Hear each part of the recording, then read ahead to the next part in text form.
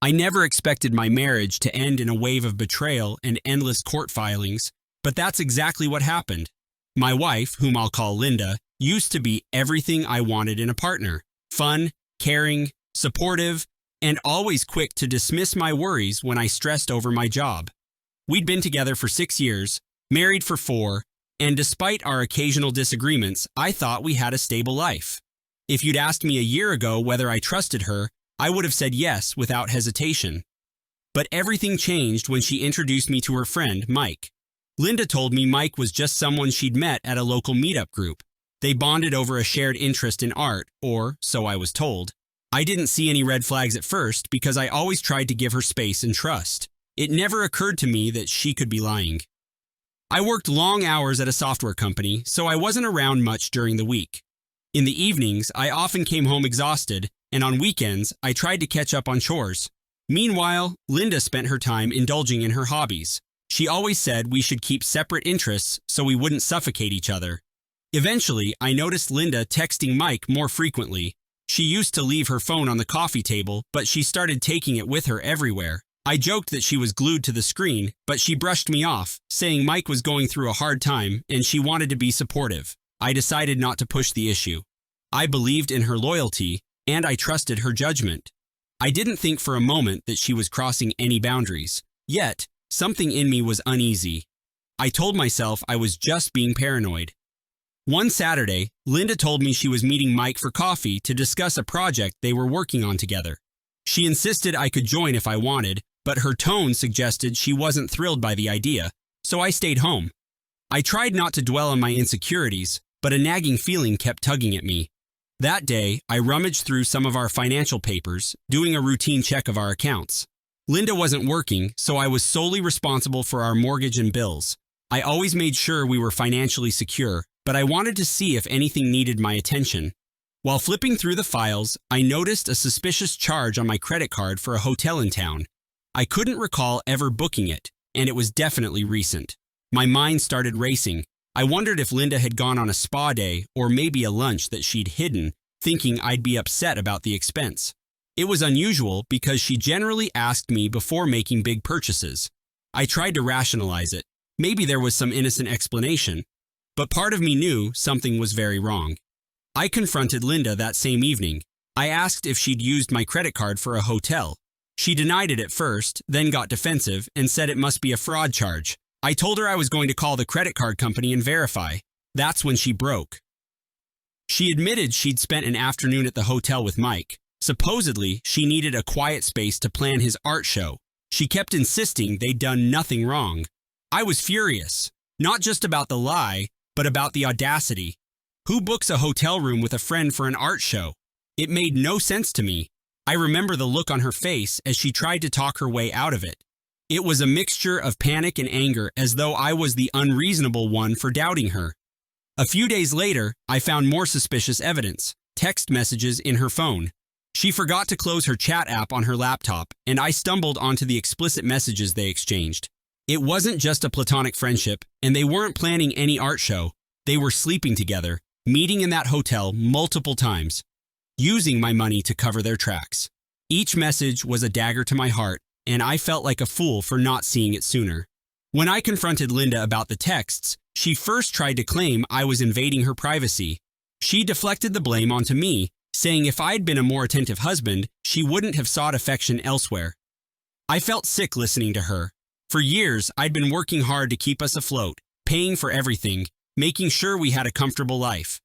Linda never worked a single job during our marriage, unless you count the odd volunteer project that lasted a month. I had never complained about it because I believed we were building a future together. Now, she was berating me for not being around enough. I told her we were done. I couldn't continue in a marriage built on lies. She cried, said she was sorry, then escalated into anger. She said Mike understood her better than I ever could. She said she wanted a divorce. Part of me was relieved in that moment. My heart felt shattered, but I also felt a surge of anger.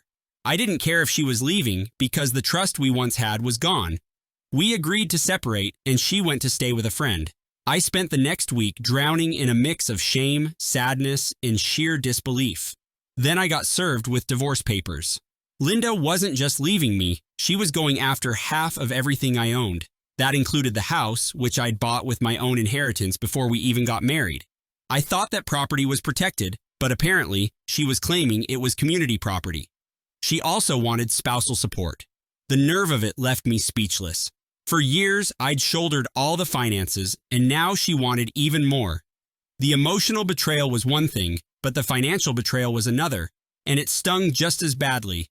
I decided I wasn't going to let her get away with it. I met with a divorce attorney who was known for being aggressive in these kinds of cases. I brought every shred of evidence I had, screenshots of their incriminating texts, receipts for the hotel, bank statements showing Linda had never contributed to our household expenses. My attorney told me not to get too confident, but reassured me that the evidence of her infidelity would definitely help. In our state, fault can be considered in property division, especially if marital funds were used for an affair. Linda's attorney tried to paint a picture of me as a neglectful husband who ignored his wife's needs. They attempted to argue that she deserved a substantial portion of the assets because I'd forced her into financial dependence. It was infuriating to listen to. The lies stacked up so high I couldn't even see daylight. But I had facts on my side. I had payment records for every mortgage check, every utility bill, every grocery trip. Linda had never paid a cent. Not once. Meanwhile, I kept digging for anything that could further prove their affair. I had no intention of ever forgiving her, and I wanted the strongest case possible in court. I set up a meeting with a private investigator recommended by my lawyer. He was expensive, but I figured it was a necessary investment. I needed more than just text messages. I needed proof that would make it impossible for her to spin any sob story. The investigator staked out Mike's place and managed to take photos of Linda coming and going at odd hours. He even caught them kissing in front of his apartment. He compiled a full report. Along the way, I found out something else. Mike was married. He had apparently been lying to his own wife, telling her that Linda was just a colleague. I reached out to Mike's wife discreetly, told her who I was, and asked if she suspected anything.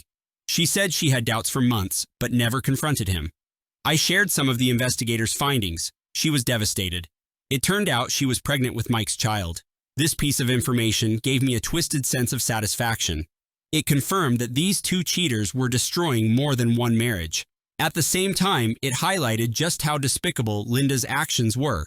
I felt sorry for Mike's wife and told her I'd be willing to help in any way I could. We exchanged contact information, but I remained cautious. My primary goal was to protect myself. Linda was already out for blood, and I had to be careful about how I used what I knew. I didn't want to do anything illegal or questionable. I needed to keep my hands clean. Our divorce case dragged on. Linda wouldn't budge on her demands. She claimed I'd hidden assets, which wasn't true. My attorney methodically demonstrated that every account I held was either premarital or titled solely in my name. The judge mandated a settlement conference. That's when Linda and I had to sit across the table from each other, with our lawyers trying to hash out an agreement. She kept insisting she was entitled to half the value of the house plus alimony. Her lawyer suggested a mediation session to save on costs. Mediation turned into a circus. Linda repeated her sob story about how she sacrificed her career for me. I stayed quiet while my attorney shredded her claims with documented proof. When the mediator asked if we could come to an agreement on spousal support, I pulled out the hotel receipts, the text messages, and the private investigator's report. Linda's face went pale. I could see her fury simmering beneath the surface. Her lawyer looked like he wanted to sink into the floor. I calmly stated that I'd be willing to settle if she walked away with no claim to the house and no spousal support. She balked, but she was definitely rattled. I knew she was beginning to realize just how weak her position was. Still, she refused to settle. She pressed forward, and we ended up in front of a judge. I can't describe the feeling of anxiety that accompanied each court date. I hated that my personal life was laid bare. I hated seeing Linda smirk when her lawyer recounted my supposed neglect. But I also felt a certain thrill, knowing I had more evidence of her deceit than she realized. In one hearing, Linda claimed she had no means to support herself, conveniently leaving out that she was living with Mike. My attorney submitted phone records showing multiple calls to Mike's number, cross-referencing them with days I paid for hotel rooms. It was humiliating for Linda, and it undermined her entire narrative. Eventually, I learned that Linda and Mike's relationship had hit a rough patch.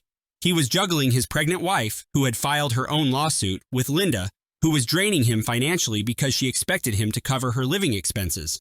Linda also tried to claim emotional distress in our divorce, but that backfired. The court demanded a psychological evaluation, which revealed she was simply stressed from her own affair being exposed. Nothing in the evaluation supported her claims that I was abusive or manipulative. By this point, I was hell-bent on seeing her face the consequences. I refused to offer any deals unless she dropped her claim to the house and agreed to walk away with no spousal support. She still demanded a payout, so I authorized my lawyer to drag this out, piling up evidence with each passing month, including a new set of photos where Linda and Mike were intimately together, ironically paid for by Linda's own attempts to get more money. She had no idea I had that second wave of evidence. I was saving it for a final blow in court. When the day came for our final hearing, Linda wore this self-assured expression, as though she believed her sob story would finally sway the judge. Her lawyer talked about how she contributed emotionally to the marriage and how I owed her financial stability. My attorney was calm, responding with clear, concise facts. Then he dropped the bomb, a meticulously organized series of photos, text messages, and financial records showing that Linda not only cheated but also spent marital funds on her affair. It was a thorough dismantling of her entire argument. She couldn't refute any of it without perjuring herself. The judge looked visibly annoyed by Linda's blatant deception. He stated that infidelity and misuse of marital funds could be taken into account. Then came the ruling. Linda was awarded zero spousal support. The house remained mine, as it was proven to be separate property. She got a small settlement to cover some personal items, and that was it. I stood there, relieved, while Linda looked like she wanted to tear the entire courtroom apart. She stormed out, ignoring me completely. You'd think the story would end there, but Linda tried one last move. She tried to drag out some post-decree motion claiming I'd hidden assets in a separate account. My lawyer quickly squashed that with more records. She had no grounds to stand on, and the court dismissed her motion.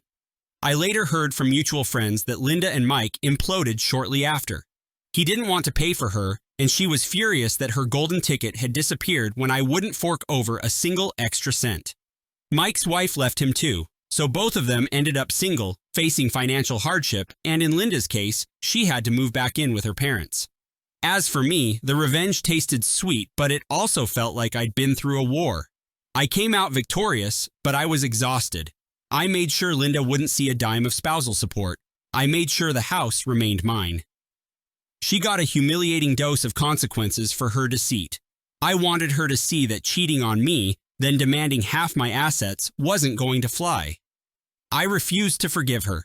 I set boundaries with our mutual acquaintances, letting them know I wanted no contact with Linda. Some people thought I was being harsh, but none of them had gone through what I had. None of them knew the toll it took on me. In the aftermath, I spent months picking up the pieces of my life. I went back to focusing on my career, and I started hitting the gym more often. I reconnected with old friends who reminded me that I deserved better. I was determined not to let Linda's betrayal define me, but at the same time, I couldn't deny the satisfaction I felt, knowing that she didn't get away with her shameless grab for my property. That knowledge helped me sleep at night. The entire ordeal taught me a lot about trusting my instincts. I'd been so focused on providing that I missed the glaring signs of her infidelity. I also learned that marriage is more than just a piece of paper or a promise. It's a shared commitment that requires both partners to work equally hard. Linda never treated it that way, and in hindsight, I should have seen the red flags long ago. But I won't beat myself up. I did what I had to do, and I refused to let her walk away with the fruits of my labor. Sometimes people ask if I regret going nuclear in the divorce. Part of me wishes it never got to that point. I would have preferred an amicable split, but Linda pushed me when she tried to take half my life's work. She betrayed me on such a deep level that forgiveness was never on the table. She caused me more pain than I can put into words, and I believe she deserved every consequence she got. The best part is, I have legal documentation proving she was in the wrong. It's not just my word against hers. That proof has kept me sane, reminding me I did the right thing. I won't pretend I came out of this unscathed. The ordeal left emotional scars. The woman I once loved turned into a stranger, someone who was willing to manipulate and lie to drain me of everything. It made me question my judgment in relationships. But I've been taking time to heal, focusing on what truly matters to me. I learned to appreciate real friends who stood by me, and I found a renewed sense of self-worth. I'm not the same person I was before. I'm more cautious now, but I'm also stronger. In time, I started dating again. I approached it with a realistic view, setting clear boundaries and being open about what happened with Linda. Some might say it's too much baggage, but I won't hide it. It's part of my story, and it shaped me. I made sure to let any potential partner know that dishonesty is a deal breaker. I won't ever tolerate someone who disrespects me the way Linda did. If that means I stay single longer, so be it. I'd rather be alone than with someone who might stab me in the back. Now, whenever I recall the divorce, it feels like a cautionary tale. I look at how naive I was, trusting Linda blindly. I see how easily someone can shift blame when confronted with their own wrongdoing. But I also see the power of taking control, gathering evidence, and fighting for what's right. I'm proud I stood up for myself in court. I'm glad I didn't roll over or let her walk away with my future. And yes, I'm satisfied that she faced real consequences. If you're reading this and find yourself in a similar situation, don't underestimate the importance of documentation and a strong legal strategy. Cheaters lie. That's just the sad truth. They'll twist the story and try to play the victim. It doesn't matter how close you once were. When money and pride are on the line, they'll do anything to save themselves. Protect yourself by staying calm, collecting proof, and letting the facts speak for themselves. And don't forget that you deserve better. You deserve someone who respects you enough to be honest. Mike's wife reached out to me once more after everything was finalized. We swapped updates, and she told me she left him and was moving back in with her family until she got on her feet. She thanked me for providing the evidence that opened her eyes. I expressed my sympathy for her situation, but I also told her I was grateful we supported each other. It felt good knowing I wasn't alone, that someone else understood exactly how messed up Linda and Mike were. We wished each other well, and that was the last I heard of her. As for Linda, I have no idea where she is now or what she's doing. I don't want to know. I made sure she couldn't contact me by changing my phone number and blocking her on every possible platform. She had the audacity to send me a series of emails after the court ruling, accusing me of ruining her life. She never once apologized for her betrayal. She never acknowledged the pain she caused. Instead, she tried to make it seem like I was the villain for not supporting her financially after the divorce. I ignored her emails and forwarded them to my attorney just in case. Every now and then, I wonder if she realizes how deeply she hurt me. But then I remember it doesn't matter. Linda made her choices. She chose to lie, cheat, and then attempt to rob me of my property. She showed me exactly who she was, and I reacted accordingly. I didn't forgive her, and I don't regret that. She's not someone who deserves my compassion. Some might disagree, saying everyone deserves a chance to atone, but Linda burned that bridge the moment she tried to ruin me in court. Life after the divorce has been a roller coaster. I'm still picking up the pieces financially, but I kept the house, which was my biggest priority. It's a reminder of what I've overcome, a tangible symbol of my victory. Each time I walk through the front door, I feel a sense of relief. I don't see her anymore, and I don't have to worry about her coming back. It's my space, and I've reclaimed it. I replaced the furniture we picked out together. I removed every trace of her. Slowly but surely, I'm making this house my own again. I won't lie and say I'm completely happy. Betrayal leaves a mark, and I still have trust issues. But I'd rather face those issues than be stuck in a toxic marriage, oblivious to my wife's affair. I have hope that, with time, I'll fully heal. I want to love again, but I'll be more careful next time. I'm not going to rush into anything just because I crave companionship. I've learned that who you let into your life is one of the most important decisions you can make. When I look back on everything, I realize revenge wasn't just about punishing Linda. It was about reclaiming my sense of justice, my dignity, and my hard-earned assets. Linda tried to paint me as an unloving husband, but the truth spoke louder. The court saw through her lies, and she ended up with nothing. She deserved that outcome, and I take solace in knowing I did what needed to be done. Maybe one day, if she grows as a person, she'll realize the damage she caused. But that's her journey, not mine. I'm done carrying her burdens. I've shared my story here because I see too many posts where cheaters demand sympathy after destroying their partners. That's not how this works. If you betray someone, you don't get to play the victim when consequences come knocking. I stood my ground, used every legal tool at my disposal, and made sure Linda couldn't walk away with half of what I earned. I owed her nothing after what she did. I fought for myself, and I'd do it again in a heartbeat. This experience taught me never to underestimate the depths of someone's entitlement. Linda felt she was owed a luxurious life, even after betraying me. She thought she could cry, "Poor me," in court and get rewarded. She miscalculated. I was determined to expose her lies, and I had the means to do it. In the end, facts and evidence carried more weight than her sob story. I hope she learned that actions have consequences. If not, then she'll keep repeating the same mistakes, and that's on her. I'm writing this now, reflecting on how far I've come. My house is quiet and peaceful. I've repainted the walls, rearranged the furniture, and gotten rid of any souvenirs from our marriage. The financial strain has eased since I no longer worry about her draining my accounts. My job remains demanding, but I feel motivated to advance in my career. The bitterness still pops up from time to time, but it doesn't consume me like it used to. It's just a scar reminding me I survived. That's the end of my story, or at least the end of that painful chapter. I'm moving forward with my life, leaving Linda's betrayal where it belongs, in the past. I'm content with the outcome. I'm glad I refused to forgive. She betrayed me. She tried to rob me. I found my backbone, fought back, and secured my future. That's all there is to it. If you're ever in a similar spot, remember my story. Document everything, stand your ground, and don't let a cheater take what's rightfully yours.